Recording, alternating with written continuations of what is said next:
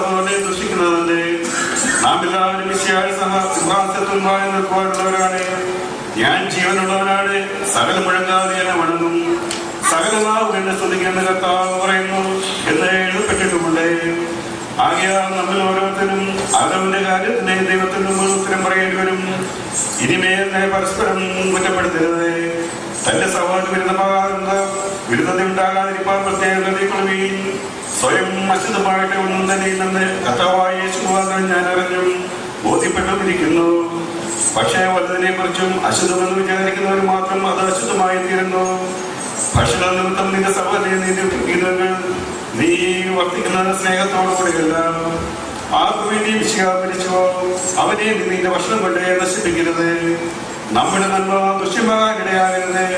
എന്നാൽ ദൈവരാജ്യം ഭക്ഷണമോ പാനീയമോ അല്ല, പിന്നെയോ നീതിയും സമാധാനവും പരിശുദ്ധാത്മാവ് സന്തോഷവുമാണ്. ഇവയോടുകൂടി വിശിയായി ശുശ്രൂഷിക്കുന്നവൻ ദൈവത്തെ പ്രതിപ്പെടുത്തുന്നു. അവൻ മനുഷ്യനുമായി സമ്മതമായി തീരുന്നു. ഇപ്പോൾ നാം സമാധാനത്തിന്റെയും അന്യോന്യം ആത്മീയതയും പുറകെ ഓടണം. ഭക്ഷ്യത്തിനു വേണ്ടി ദൈവിക പ്രവർത്തനത്തെ നശിപ്പിക്കരുത്. എന്തെന്നാൽ സകലതും ശുദ്ധിയുള്ളതാണ്. വിശുദ്ധിയോടെ ഭക്ഷിക്കുന്ന മനുഷ്യന് അത് ദോഷകരമാണ്.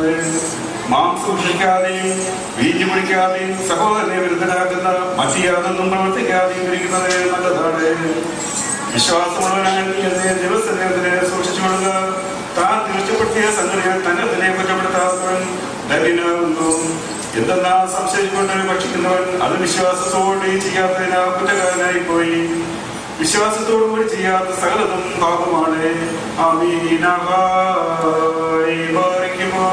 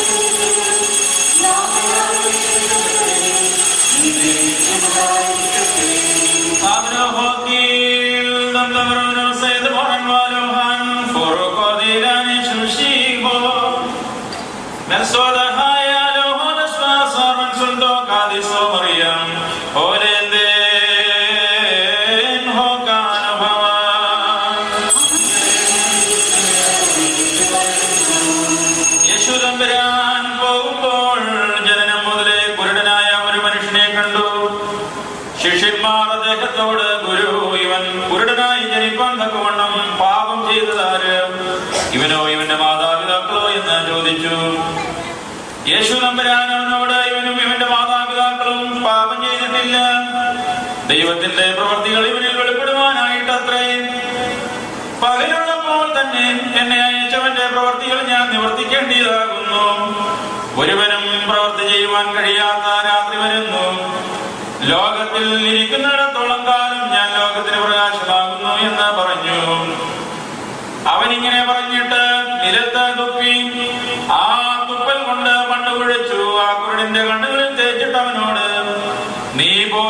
ശിലോഹം കുളത്തിൽ കഴുകുക എന്ന് പറഞ്ഞു. അവൻ പോയി കഴുകി കാഴ്ച പ്രാപിച്ച് തിരികെ വന്നു. അവന്റെ അയൽക്കാരും അവനെ മുമ്പ് ഭിക്ഷക്കാരനായി കണ്ടിട്ടുണ്ടായിരുന്നവരും ഇവനല്ലയോ ഭിക്ഷ യാചിച്ചു കൊണ്ടിരുന്നവനെന്ന് പറഞ്ഞു. ചിലർ ഇവർ തന്നെയാകുന്നുവെന്നും ചിലർ അല്ല, അവനെ പോലെ ഇരിക്കുന്നുവെന്നും പറഞ്ഞു.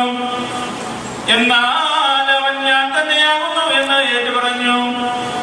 അവർ നിന്റെ കണ്ണുകൾ തെളിഞ്ഞതെങ്ങനെ എന്ന് ചോദിച്ചു. അവൻ അവരോട്, യേശു എന്നു പേരുള്ള ഒരുവൻ മണ്ണ് കുഴച്ച് എന്റെ കണ്ണിൽ തേച്ചിട്ട് നീ പോയി ശീലോഹ വെള്ളത്തിൽ കഴുകുക എന്ന് പറഞ്ഞു. ഞാൻ പോയി കഴുകി, എനിക്ക് കാഴ്ചയുണ്ടാകുകയും ചെയ്തു എന്ന് ഉത്തരം പറഞ്ഞു. അവർ അവനോട്, അവൻ എവിടെ എന്ന് ചോദിച്ചതിന് അവൻ അവരോട്, എനിക്കറിവില്ല എന്ന് പറഞ്ഞു. മുമ്പ് കുരുടനായിരുന്ന ഇവനെ അവർ പരീശന്മാരുടെ അടുക്കൽ കൊണ്ടുചെന്നു. യേശു തമ്പുരാൻ മണ്ണ് കുഴച്ച് അവന്റെ കണ്ണുകളെ തെളിയിച്ചത് ശാപത്തിലായിരുന്നു. അപ്പോൾ പരീശന്മാർ അവനോട്, നിനക്കെങ്ങനെ കാഴ്ചയുണ്ടായി എന്ന് ചോദിച്ചു. അവൻ അവരോട്, അവൻ എന്റെ കണ്ണുകളിൽ മണ്ണ് കുഴച്ച് തേച്ചു, ഞാൻ കഴുകി, എനിക്ക് കാഴ്ചയുണ്ടായി എന്ന് പറഞ്ഞു. പരീശന്മാരിൽ ചിലർ, ആ മനുഷ്യൻ ശാപത്തിനെ ആദരിക്കാത്തത് കൊണ്ട് ദൈവത്തിൽ നിന്നുള്ളവനല്ല എന്ന് പറഞ്ഞു. മറ്റു ചിലർ, പാപിയായ മനുഷ്യന് ഇങ്ങനെയുള്ള അത്ഭുതങ്ങൾ പ്രവർത്തിപ്പാൻ എങ്ങനെ കഴിയുമെന്ന് പറഞ്ഞു. ഇങ്ങനെ അവരുടെ ഇടയിൽ ഒരു ഭിന്നത ഉണ്ടായി. അവർ പിന്നെയും ആ കുരുടനോട്, നിന്റെ കണ്ണുകൾ തെളിയിച്ചവനെ കുറിച്ച് നീ എന്ത് പറയുന്നു എന്ന് ചോദിച്ചു. അവൻ അവരോട്, അവൻ ഒരു പ്രവാചകനാകുന്നു എന്ന് ഞാൻ പറയുന്നു എന്ന് പറഞ്ഞു. എന്നാൽ യഹൂദന്മാർ കാഴ്ച പ്രാപിച്ചവനെ കുറിച്ച് അവന്റെ മാതാപിതാക്കന്മാരെ വിളിച്ച് ചോദിക്കുവോളം അവൻ കുരുടനായിട്ട് കാഴ്ച പ്രാപിച്ചതാണെന്ന് വിശ്വസിച്ചില്ല. കുരുടനായി ജനിച്ചു എന്ന് നിങ്ങൾ പറയുന്ന നിങ്ങളുടെ ആ പുത്രൻ ഇവൻ തന്നെയോ? ഇപ്പോൾ ഇവൻ കാഴ്ച പ്രാപിച്ചിരിക്കുന്നത് എങ്ങനെയെന്ന് അവർ ചോദിച്ചതിന് അവന്റെ മാതാപിതാക്കന്മാർ, ഇവൻ ഞങ്ങളുടെ പുത്രനാകുന്നുവെന്നും ഇവൻ കുരുടനായി ജനിച്ചുവെന്നും ഞങ്ങൾക്കറിയാം. എന്നാൽ ഇപ്പോൾ ഇവൻ കാഴ്ച പ്രാപിച്ചിരിക്കുന്നത് എങ്ങനെയാണോ? ഇവന്റെ കണ്ണുകൾ തെളിയിച്ചതാണെന്നോ ഞങ്ങൾക്കറിഞ്ഞുകൂടാ. അവന് പ്രായമായിട്ടുണ്ടല്ലോ, അവനോട് ചോദിപ്പിൻ, അവന്റെ കാര്യം അവൻ തന്നെ പറയട്ടെ എന്ന് ഉത്തരം പറഞ്ഞു. അവൻ മശിഹായാകുന്നു എന്ന് ആരെങ്കിലും സമ്മതിച്ചു പറഞ്ഞാൽ ആയവനെ സംഘത്തിൽ നിന്ന് പുറത്തു തള്ളണമെന്ന് യഹൂദന്മാർ നിശ്ചയിച്ചിട്ടുണ്ടായിരുന്നത് കൊണ്ട് അവന്റെ മാതാപിതാക്കന്മാർ യഹൂദന്മാരെ ഭയന്നിട്ടാണ് ഇങ്ങനെ പറഞ്ഞത്. അതുകൊണ്ടാണ് അവന് പ്രായമായിട്ടുണ്ടല്ലോ, അവനോട് ചോദിപ്പിനെന്ന് അവന്റെ മാതാപിതാക്കന്മാർ പറഞ്ഞതും. കുരുടനായിരുന്ന മനുഷ്യനെ രണ്ടാമതും വിളിച്ചിട്ടവർ, ആ മനുഷ്യൻ പാപിയാകുന്നു എന്ന് ഞങ്ങൾക്കറിയാവുന്നത് കൊണ്ട് നീ ദൈവത്തെ സ്തോത്രം ചെയ്യുക എന്ന് പറഞ്ഞു. അവൻ അവരോട്, അവൻ പാപിയാകുന്നു എന്ന് എനിക്കറിഞ്ഞുകൂടാ. എന്നാൽ ഒന്ന് ഞാൻ അറിയുന്നു, ഞാൻ കുരുടനായിരുന്നു, ഇപ്പോൾ ഇതാ കാഴ്ച പ്രാപിച്ചു മരിക്കുന്നുവെന്ന് പറഞ്ഞു. അവർ പിന്നെയും അവനോട്, അവൻ നിനക്കെന്ത് ചെയ്തു? നിന്റെ കണ്ണുകൾ എങ്ങനെ തെളിയിച്ചു എന്ന് ചോദിച്ചു. അവൻ അവരോട് പറഞ്ഞു, ഞാൻ നിങ്ങളോട് പറഞ്ഞു, നിങ്ങൾ കേട്ടില്ലയോ? ഇനി എന്താ കേൾപ്പാൻ നിങ്ങൾ ആഗ്രഹിക്കുന്നു? നിങ്ങളും അവന്റെ ശിഷ്യന്മാരായി തീരുവാൻ ആഗ്രഹിക്കുന്നു. അവരോ ശകാരിച്ചുകൊണ്ട് അവനോട്, നീയാണ് അവന്റെ ശിഷ്യൻ, ഞങ്ങൾ മോശയുടെ ശിഷ്യന്മാരാകുന്നു. മോശയോട് ദൈവം സംസാരിച്ചു എന്ന് ഞങ്ങൾക്കറിയാം, എന്നാൽ ഇവൻ എവിടെ നിന്ന് വന്ന് എന്ന് ഞങ്ങൾക്ക് അറിഞ്ഞുകൂടാ എന്ന് പറഞ്ഞു. ആ മനുഷ്യൻ അവരോട്, അവൻ എവിടെ നിന്ന് വന്നു എന്ന് നിങ്ങൾക്ക് അറിഞ്ഞുകൂടാ. എന്റെ കണ്ണുകൾ അവൻ തെളിയിക്കുകയും ചെയ്തു. ഇതാശ്ചര്യം തന്നെ, ദൈവം പാപികളുടെ വിളിയെ ചെവിക്കൊള്ളുകയില്ല എന്നും തന്നെ ആശ്രയിക്കുകയും തന്റെ ഇഷ്ടമാചരിക്കുകയും ചെയ്യുന്നവനെയാണ് ചെവിക്കൊള്ളുന്നത് എന്നും നമ്മൾക്കറിയാം. കുരുടനായി ജനിച്ചവന്റെ കണ്ണുകൾ ആരും തെളിയിച്ചതായി ഒരിക്കലും കേട്ടിട്ടില്ല. ദൈവസമ്മതിയല്ലായിരുന്നുവെങ്കിൽ ഇത് ചെയ്യുവാൻ അവനെ കഴിയുകയില്ലായിരുന്നു എന്ന് പറഞ്ഞു. അവർ, നീ അശേഷം പാപത്തിൽ ജനിച്ചിരിക്കുന്നു, നീ ഞങ്ങളെ പഠിപ്പിച്ചിരിക്കുന്നു എന്ന് പറഞ്ഞിട്ട് അവനെ പുറത്താക്കി കളഞ്ഞു. അവർ അവനെ പുറത്താക്കി എന്ന് കേട്ടിട്ട് യേശു തമ്പുരാൻ അവനെ കണ്ട്, നീ ദൈവപുത്രനിൽ വിശ്വസിക്കുന്നോ എന്ന് ചോദിച്ചു. സൗഖ്യം പ്രാപിച്ചവൻ, കർത്താവേ, അവൻ ആരാകുന്നു? ഞാൻ അവനിൽ വിശ്വസിക്കാമെന്ന് പറഞ്ഞു. യേശു തമ്പുരാൻ അവനോട്, നീ അവനെ കണ്ടുവല്ലോ, നിന്നോട് സംസാരിക്കുന്നവൻ തന്നെയാകുന്നു അവൻ എന്ന് പറഞ്ഞു. അവനാകട്ടെ, കർത്താവേ,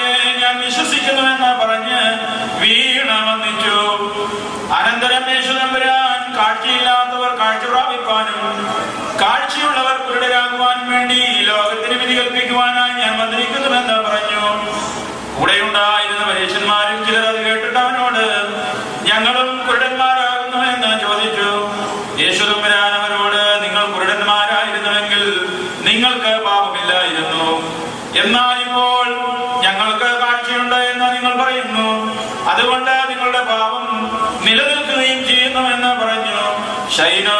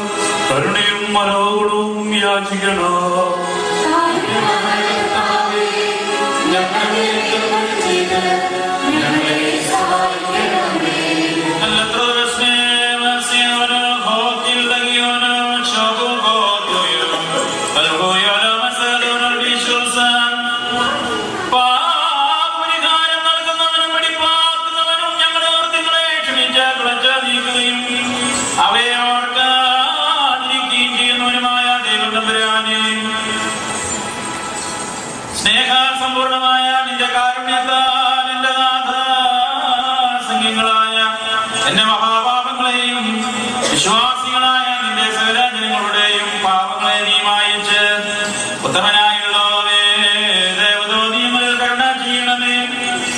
ദൈവമായ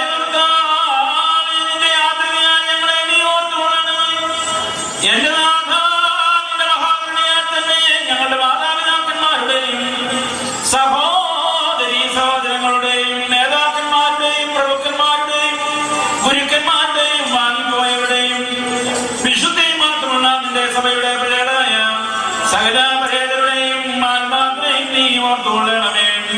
ദൈവമായ കർത്താവേ, അവരുടെ ശരീരാത്മാദേഹികൾക്ക് നീ ആശ്വാസം നൽകണമേ. അവരുടെ അസ്ഥികളിൽ കരുണയും മാതൃകയുമാകുന്ന പതിവിനെ തെളിക്കണമേ. കർത്താവും മഹത്വത്തിനാഥനുമായ മിശിഹാതമ്പുരാനേ, ഞങ്ങൾക്കും അവർക്കും നീ വിമോചകനും വിമോചനവുമായിരിക്കണമേ. കർത്താവേ, ഞങ്ങൾക്ക് ഉത്തരമരുളണമേ. ഞങ്ങളുടെ തുടങ്ങായി എഴുന്നള്ളണമേ. ഞങ്ങളെ സഹായിപ്പാൻ വന്നു ചേരണമേ. ഞങ്ങളെ രക്ഷിച്ചേ കൊള്ളണമേ. ഞങ്ങളുടെ പ്രാർത്ഥനകളും അപേക്ഷകളും കൈക്കൊള്ളുകയും ചെയ്യണമേ. ദൈവം തമ്പുരാനേ, നിന്റെ കാരുണ്യത്താൽ സകല കാഠിന്യമേറിയ ശിക്ഷകളും ദയാപൂർവ്വം ഞങ്ങളിൽ നിന്ന് തടുത്തു മാറ്റിക്കളയണമേ. കർത്താവേ, കോപസൂചകങ്ങളായ വടികളെ കരുണാപൂർവ്വം ഞങ്ങളിൽ നിന്ന് നിരോധിക്കണമേ. സമാധാനപ്രിയന്മാരായ ആളുകൾക്കായുള്ള ഉത്തമമായ അവസാനത്തിന് ഞങ്ങളെ നീ അർഹരാക്കണമേ. നിനക്ക് ഇഷ്ടമുള്ളതും അനുയോജ്യവും നിന്റെ ദൈവത്വത്തിന് പ്രീതികരവുമായ ക്രിസ്തീയാന്തി ഞങ്ങൾക്ക് നീ സൗജന്യമായി നൽകണമേ. നല്ലൊരു അവസാനത്തിന് ഞങ്ങളെല്ലാവരെയും അർഹരാക്കണമേ. ഞങ്ങൾ നിനക്ക് സ്തുതിയും സ്തോത്രവും സമർപ്പിക്കുന്നു.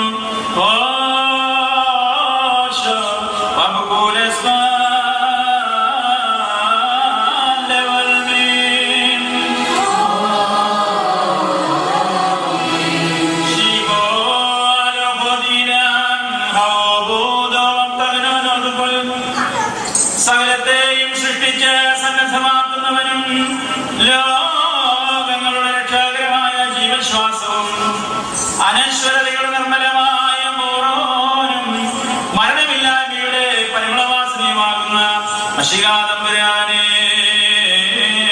എന്റെ നാഥ, നിന്റെ ദിവ്യജ്ഞാനമാകുന്ന മധുര പരിമളം ഞങ്ങളുടെ ഹൃദയങ്ങളിൽ നീ നിറയ്ക്കുകയും എളിയവരും മണ്ണേരുമായി ഞങ്ങളെ തിരുമുമ്പാകെ നിൽക്കുവാനും മാലാഖമാർ പോലും ദർശിക്കുവാൻ ആഗ്രഹിക്കുന്ന അവർണികളായ നിന്റെ ദിവ്യ രഹസ്യങ്ങളെ പരിചരിക്കുവാനും അനുഷ്ഠിക്കുവാനും നീ അർഹരാക്കി തീർക്കുകയും ചെയ്തിരിക്കുന്നു. കർത്താവേ, പാപത്തിന്റെ ദാസ്യത്തിൽ നിന്നും വ്യർത്ഥ ചിന്തകളിൽ നിന്നും ഞങ്ങളുടെ ആത്മാക്കളെ നീ സ്വതന്ത്രമാക്കി രക്ഷിച്ചുകൊള്ളണമേ. ലഘുവും ആനന്ദപ്രദവുമായ നിന്റെ ദുഃഖത്തിൽ കീഴ് ഉത്തമവും പരിപൂർണവുമായ സേവനം നിനക്കായി നിർവഹിക്കുവാൻ ഞങ്ങളെ നീ യോഗ്യരാക്കി തീർക്കണമേ.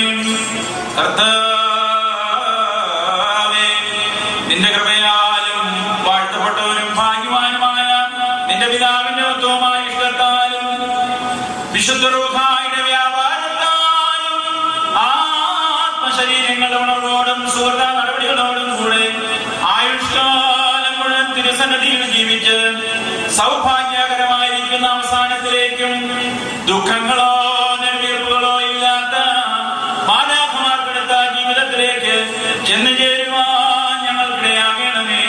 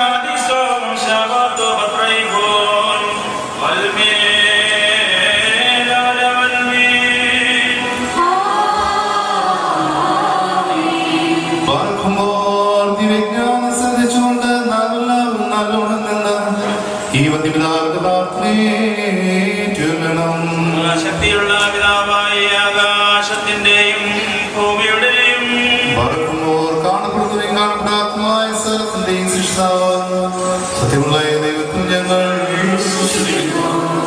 ദൈവത്തിന്റെ പുത്രനും സർവ്വലോകവും പിതാവും ജനിച്ചവനും പ്രകാശത്തിൽ നിന്നുള്ള പ്രകാശവും സത്യദൈവത്തിൽ നിന്നുള്ള സത്യദൈവവും ജനിച്ചവനും സൃഷ്ടിയല്ലാത്തവനും സാരാംശത്തിനും പിതാവിനോട് സമത്വമുള്ളവനും തന്നാൽ സർവ്വം നിർമ്മിക്കപ്പെട്ടവനും മനുഷ്യരായ ഞങ്ങൾക്കും ഞങ്ങളുടെ രക്ഷയ്ക്കും വേണ്ടി തിരുവിഷ്ടപ്രകാരം സ്വർഗ്ഗത്തിൽ നിന്നിറങ്ങി വിശുദ്ധ ദൈവമാതാവ് വിശുദ്ധ കന്യകമറിയാമെന്നും ശരീരിയായി തീർന്നു മനുഷ്യനായി ദിവസങ്ങൾ ഞങ്ങൾക്ക് വേണ്ടി കുരിശിൽ തറയ്ക്കപ്പെട്ടു, കഷ്ടത അനുഭവിച്ചു, മരിച്ചു, അടക്കപ്പെട്ടു. തിരുമനസ്സായ പ്രകാരം 3-ാം ദിവസം ഉയർത്തെഴുന്നേറ്റ് സ്വർഗത്തിലേക്ക് കരകയറി തന്റെ പിതാവിന്റെ വലത്ത് വാഴ്ത്തുന്നവനും ജീവനുള്ളവരെയും മരിച്ചവരെയും ഞാൻ വിധിപ്പാൻ തലവരെയും മൗത്തത്തോടെയും വരുവാനിരിക്കുന്നവരും തന്റെ രാജ്യത്തിന് അവസാനത്തിലാത്തവനുമായി യേശുമിശിഹായ കർത്താവിൽ ഞങ്ങൾ സർവ്വത്തെയും ജീവിപ്പിക്കുന്ന പിതാവിൽ നിന്ന് പുറപ്പെട്ട പിതാവിനോടും പുത്രനോടും കൂടെ വന്ദിക്കപ്പെട്ട് സ്തുതിക്കപ്പെടുന്നവരും നിബിയന്മാരും സ്ലീഹന്മാരും മുഖാന്തരം സംസാരിച്ചവരുമായി ജീവനും വിശുദ്ധിമുളയുമായ കാലോലിയോ സ്ലൈഹവുമായ ഏക വിശുദ്ധ സഭയിലും ഞങ്ങൾ പാപമോചനത്തിന് മാമോദീസ ഒന്ന് മാത്രമാകുമ്പോൾ ഞങ്ങൾ ഏറ്റുപറഞ്ഞ് മരിച്ചുപോയവരും വരുവാനിരിക്കുന്ന ലോകത്തിലെ ബുദ്ധിജീവമായി ഞങ്ങൾ നോക്കി പാർക്കുന്നു.